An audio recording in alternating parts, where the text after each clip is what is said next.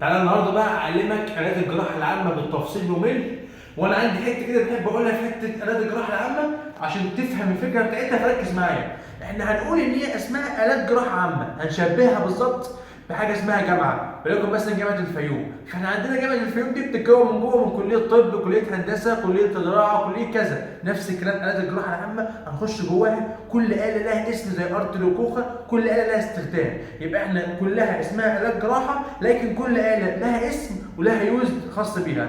فقرب كده معايا، عندنا اول آلة وموجوده في جميع الصواني اللي بتستخدم في اي عمليه جراحيه لاي تخصص، حاجه اسمها الارتري. ايه يا عم الارتري ده شرياني عباره عن جفت طويل مسنن مشرشر من جوه، ما فيهوش سن من فوق، اقدر ان انا اعدي صباعي عليه من غير ما اتجرح. ده اسمه ارتري شرياني. ارتري يعني شرياني.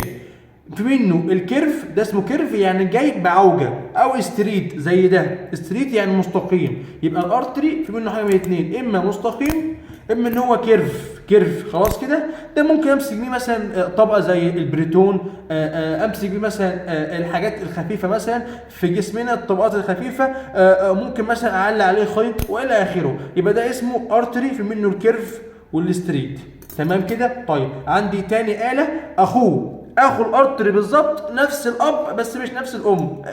ممكن نقول ان هو كوخر برضو مسنن من جواه، بس من قدام في سن كده تب كده قويه. الآلة دي شرب قوي، ما ينفعش امسك بيها طبقه مثلا زي البريتون، ممكن تعمل بيها تير بريفليشن، ثقب فيها يعني ويحصل فيها بليدنج. خلاص. فممكن امسك بيها طبقه قويه زي الشيز. طبقات الجسم عندنا السكين، وتحتها حاجه اسمها السبكتينيوس، ثم الشيز، ثم المسلز، ثم البريتون. ممكن امسك بيها حاجه مثلا زي ايه، زي مثلا الشيز، طبقه قويه تستحمل الكوخر ده. خلاص كده. طيب الكوخر ده هو نفس الآلة بتاع الارتري بس مشرشر وفي سن من قدام. خلاص كده. نوضح الفرق بشكل اقوى. ده الارتري خلاص اهوت ما فيهوش سن من قدام، لكن ده الكوخر فيه سن من قدام. طيب الكوخر فيه منه الكيرف والستريت. ده ستريت مستقيم، ده كيرف. خلاص كده. كيرف جاي بكيرف. خلاص كده.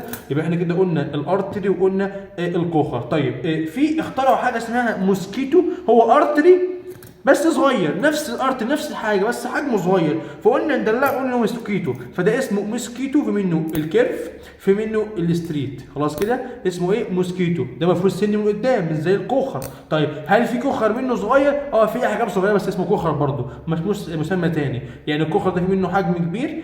بص جميع الالات في منها آلة متوسطه زي دي، آلة كبيره اسمها كلامب، آلة صغيرة. تمام كده. ده اسمه كوخر. الحجم الصغير منه برضه كوخر، الحجم الكبير منه برضه كوخر. انما ده اسمه موسكيتو، في منه الكيرف وفي منه الستريت. خلاص كده. طيب عندي يد المشرط اللي انا بركب عليها السلاح المشرط بتاعي، فعندها مقاس 3 ومقاس 4. طيب مقاس 3 بركب عليها المشارط. بص يا سيدي، عندنا المشارط حجمها بيبدأ من رقم 9 لحد 36، 9 و10 و11 و12 لحد 36.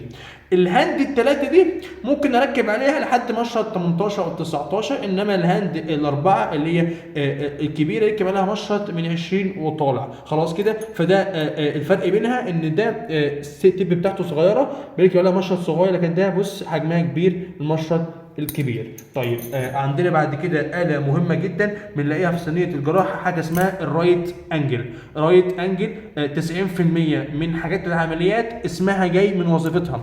رايت انجل يعني جاية بزاوية، انجل بزاوية. ده رايت انجل ممكن مثلا يستخدموه مثلا في حاجة زي مثلا عايز امسك مثلا فيزلز مثلا بتبليد معايا في الجرح، في بليدنج معايا موجودة مثلا في منطقة مش عارف اخش بارتري ستريت او ارتري كيرف، فممكن اخش عليها بالرايت انجل واجيبها. ده اسمه رايت انجل. خلاص كده.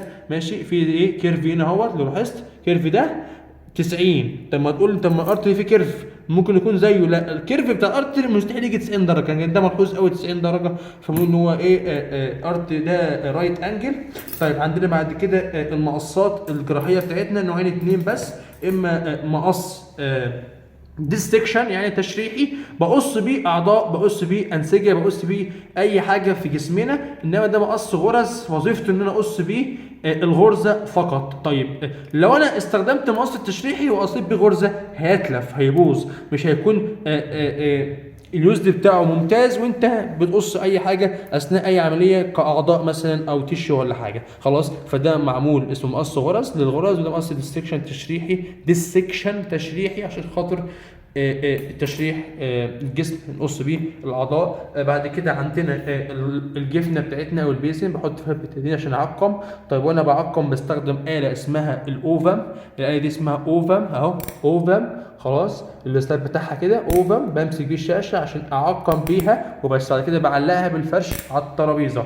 طيب بعد كده عندنا آلة مهمة جدا، حاجة اسمها توزد ونون توزد. ركز معايا. التوزد هو ما فيهوش سن من قدام، شبيه بالارتر كده في نهايته، لكن النون التوزد بتاعنا يبقى فيه سن من قدام. يبقى النون توزد ما فيهوش سن، انما التوزد فيه سن. ده الفرق بين الاثنين. ده ممكن مثلا امسك بيه فيزلز بتجيب وبدي ثيرمي بلسع عليه خلاص. ممكن امسك بيه طبقه مثلا زي ماسلز وانا بقفلها، لكن ده ممكن استخدمه مثلا بمسك بيه اطلع بيه بالابره، او امسك بيه طبقه زي السكين بقفلها. ان شاء الله نوضح لكم كل الكلام ده في فيديوهات خاصه بيها. عندنا بعد كده حاجه اسمها التول. التول ده يا سيدي آلة بمسك بيها الفوط، اسمها تول خلاص كده، بمسك بيها ايه الفوط. عندنا حاجه اسمها أليس. الآلة دي اسمها أليس، حاجة عاملة زي ايدي كده بالظبط، مسننة من قدام، يعني شارب قوي يعني.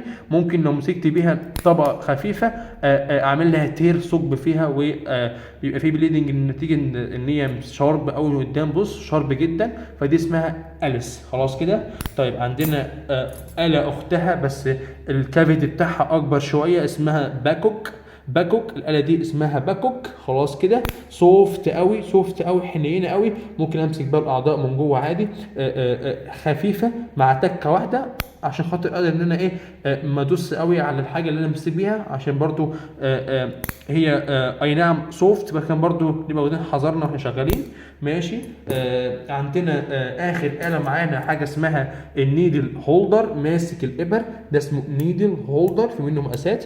ده نيدل هولدر ماسك ابر، بمسك بالابره، وان شاء الله نعمل لك فيديو كده خاص اعلمك ازاي بتمسك فيه الابره لو انت هتناولها، وامتى تبقى تلت وتلتين، وامتى 50 بالنص بالظبط. هنتعلم كل حاجه ان شاء الله مع بعض، ونتكلم ان شاء الله برضه عن الخيوط.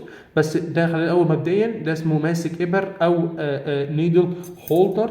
طبعا معايا الصينيه اللي انا بحط فيها الالات بتاعتي. يبقى ناخد مراجعه سريعه كده، مسميات سريعا. ده اسمه أليس، ده اسمه تاول، ده اسمه ماسك ابر، ده اسمه نون توزد، ده اسمه توزد، ده يد المشرط ولا المشرط بتاعنا سواء صغير او كبير. ده اسمه موسكيتو كيرف وستريت. ده اسمه باكوك. ده اسمه كوخر، بيبقى فيه سن من قدام خلاص. ده شكل اللوك بتاعه اهو، بص الزاويه دي بيبقى كيرف، لو فتحته كده اهو السن بقى ظهر معايا اهو. ده اسمه كوخر، في منه ستريت، في منه الكيرف ماشي. عندنا مقص غرز، مقص تشريحي للسكشن. عندي الرايت انجل اهو، ده جايب زي بص رايت انجل. عندي الاوفا في منه كيرف وستريت ماشي. اوفم ثم الارتري، ده اشهر آلة، اكتر آلة مستخدمه، في منها الكيرف والستريت. كده النهارده شرحنا مع بعض آلات الجراحه العامه، حاولت ان انا ابسطها لك قدر المستطاع. احفظها باستمرار، ما تستعجلش على التعقيم. احفظ اول آلات، شوف العمليه مره واثنين ستيب باي ستيب، اقف جنب حد ياخد بايدك، وفجاه ان شاء الله تلاقي نفسك بتتحول من ترابيزه لفيرست اسيست. ان شاء الله كل الحاجات دي بسيطه وسهله. ركز في الفيديو كويس، ادي فيديو تاني وانت هتسمع الفيديو مره واثنين وثلاثه ان شاء الله تحفظها. اكتب الحاجات ديت، انزل شوف، وان شاء الله ربنا يوفقك. اسعى وربنا ان شاء الله ما بيعزلش حد. انتظروا الفيديو القادم باذن الله. متشكرين لكم جدا، شكرا.